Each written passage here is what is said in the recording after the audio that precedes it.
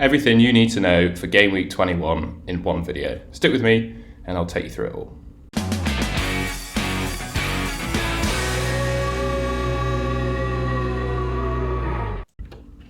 Starting off with the expected points according to my friends at Drafthound. Drafthound is an excellent free resource where you can check out the expected points for the top players for each game week. They've kindly given me a more premium feature so you can see more options on my profile than most. So I've got the top listed players here. With no real surprise, Haaland takes the lead at 8.5 expected points, followed by De Bruyne, Trippier, Salah, Odegaard, Mahrez, Kane, Rodrigo, Tony, Saka and Martinelli. Don't think there are any real surprises there, and to me, probably suggests that Haaland, like most weeks, is the outstanding captaincy option.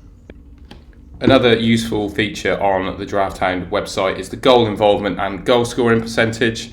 Again, it's really similar to the expected points. Obviously, goals and assists are one of the most points yielding things you can get in FPL. Haaland again tops the list, followed by De Bruyne, Salah, Rodrigo from Leeds, who I actually think is a really neat looking option. I didn't realise actually, because I've not really gone anywhere near him, that he's classed as a midfielder in FPL. I think, as you'll see when I go through the fixtures, there's a potential double game week for Leeds in 22.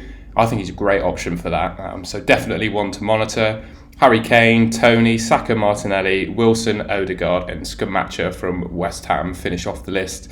Again, I don't think there are any real surprises, and all this really does, I think, is just solidify that Haaland, certainly when you look at the underlying numbers and the expected goals, etc., Haaland is the captain for Game Week 21.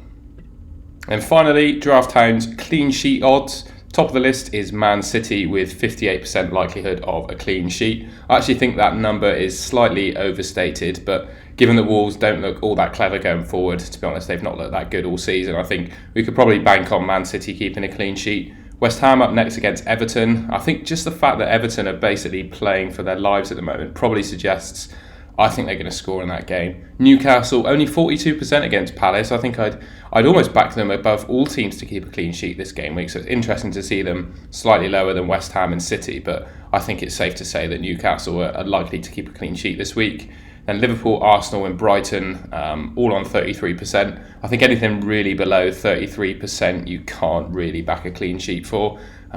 With respect to maybe Tottenham, but I think Fulham have enough firepower going forward that they'll probably score against them. And then the rest of the teams are there. I certainly, and you'll see in my team, I've got Kepa and Ward as my two goalkeepers, and it's not looking like either of them are going to keep a clean sheet. So the one transfer that I maybe be considering is a goalkeeper one to bring in a goalkeeper with more likelihood of a clean sheet. But for now, those are your clean sheet odds for the week. I'm just going to interrupt myself to remind you to like the video if you enjoyed and subscribe to the Golden Goal channel. We've got plenty more content coming your way this season, and if you enjoy what you're watching so far, I'd really appreciate it if you could subscribe. Back to the video. Now, beyond picking the best captain and working out who has the most likelihood of keeping a clean sheet this week, we've got the all-important fixture news. We're not really going to know much going into Game Week 21, which makes me think that maybe rolling a transfer is actually the way to go, giving you the best chance to make positive transfers going into doubles in 23 and 22, and also a potential blank in 25. So going through the news, in 22, we've got a potential double for Man United and Leeds or Brentford. We'll know more going into the Game Week 22 deadline. It doesn't sound like we're going to get any news going into 21. I think it's dependent on Carabao Cup outcomes, which suggests, again, that rolling a transfer just to be sure of what the fixtures are coming up will be the best play.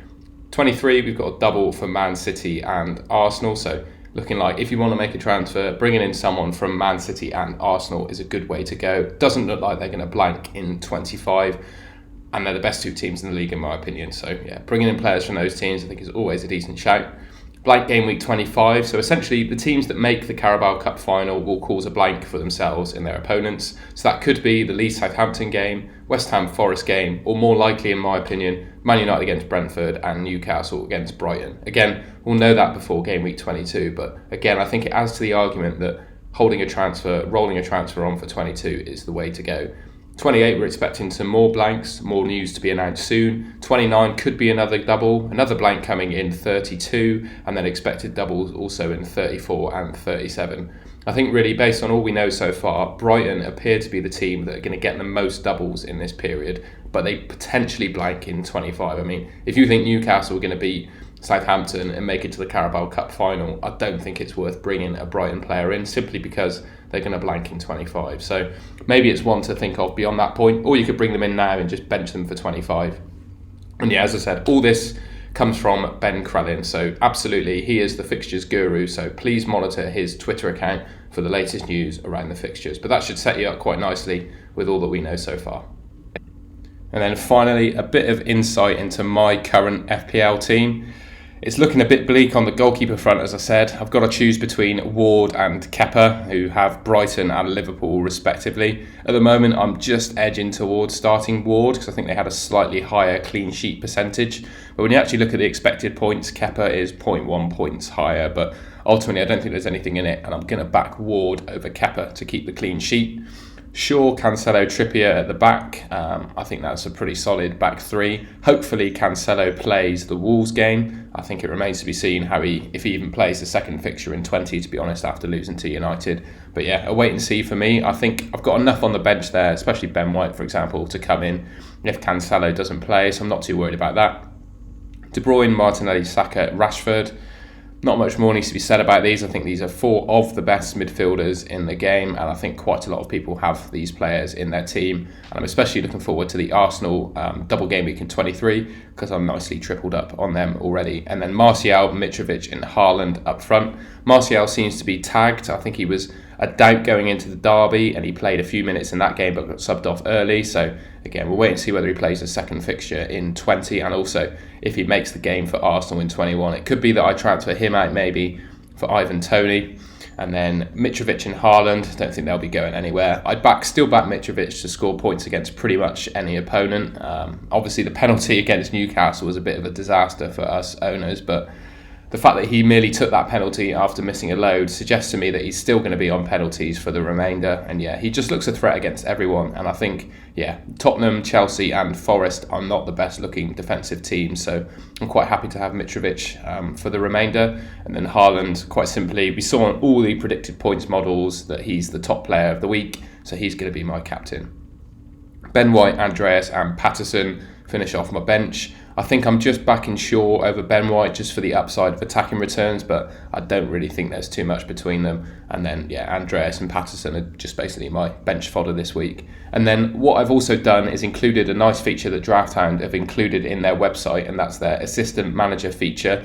Essentially, it takes all of the players in your FPL team, ranks them by points gaining transfers, and it lists you basically the best transfers you can make to gain points in the week. So Kepa is my top of the list, followed by Mitrovic. But I actually think I'm probably the most points gaining transfer is definitely getting rid of Kepa for someone like Pope, and also Martial, if he's not fit for the Arsenal game, I think he could well become Toney with my bit of money in the bank that I've got. That's my early musings. I also think that just rolling the transfer and skipping making any moves this week is a good play as well. Considering all the blanks coming up and potential doubles, I think having 2 transfers in hand for 22 will also be a good idea. So that finishes off my team.